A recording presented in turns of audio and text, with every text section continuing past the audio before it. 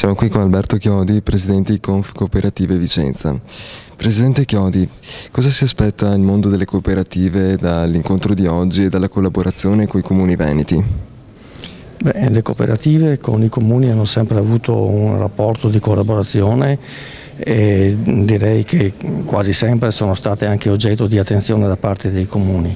Noi sappiamo che i comuni in questo momento sono presi da difficoltà e quindi anche loro un po' arrancano.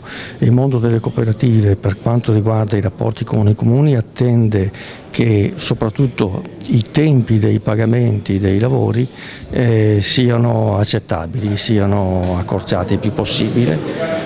A volte succede che questi tempi di pagamento, non per colpa dei comuni ma per le carenze di disponibilità economica, si allungano eccessivamente. Quindi la collaborazione è ancora come sempre assicurata, attendiamo anche noi dal mondo dei comuni un'attenzione particolare, principale. Perfetto, grazie.